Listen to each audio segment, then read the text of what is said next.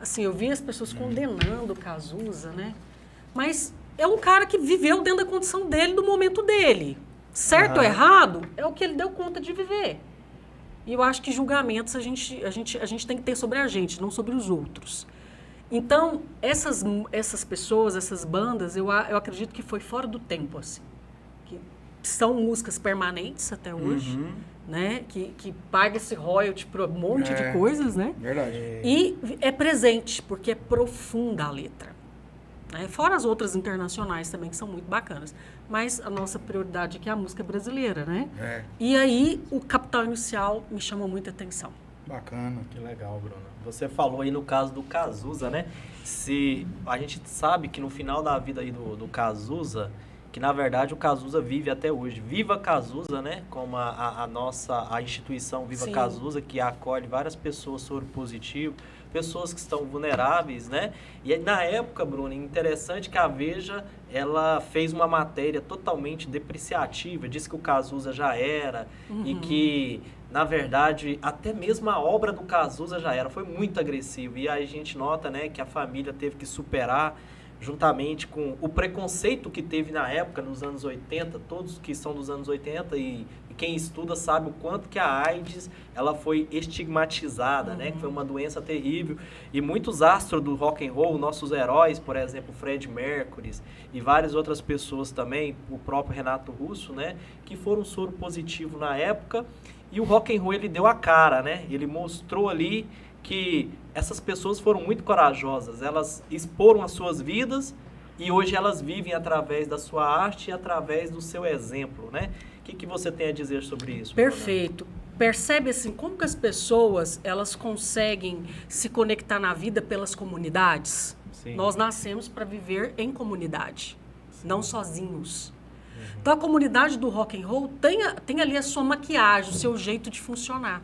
Então, quando a gente traz essa ideia do Cazuza, para mim foi um cara fora do tempo, ele é um cara que viveu a vida dele, sabe, do jeito que ele conseguiu viver. Se foi certo ou errado, não cabe a nós julgamentos, né? Nem imitações. Mas é um cara que deixou um legado fantástico. Sim. Ele viveu, ele teve uma história. E ele não é um cara que precisava da música para viver. A música dependia dele. Era diferente. Porque ele introduzia, ele vivia o que ele falava. E, para mim, essa coerência é saúde mental. Sabe? Essa coerência de você poder falar e viver do seu jeito, do jeito que você é, do jeito que você funciona, e você se respeitar. Que nem sempre a gente vai agradar todo mundo, mas é o autorrespeito. E quando ele traz essa proposta, por exemplo, o movimento da AIDS nessa época, né, onde foi o boom mesmo, né, e as pessoas começaram a se cuidar. Então, quer dizer, eu acredito que é uma pessoa que salvou muitas pessoas. Legal, Bruno. Não é isso? Seu raciocínio, né? Salvou muita gente. Porque através da dor dele, quantas pessoas foram salvas? Você fez uma colocação interessante, né? Que o Cazuza, ele me deu um start aqui na sua fala, sobre ele viver a verdade dele e que isso é saúde mental. Sim. A pergunta que eu tenho sobre isso é... Ele fazia isso de maneira consciente, na sua visão? Porque o que eu vejo assim, é que às vezes a gente vive uma vida inteira e não se dá conta disso, a gente não se conhece.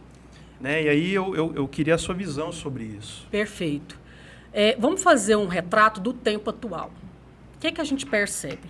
Hoje nós vivemos numa cadeia, né, de midiática, onde o nosso mundo está inserido.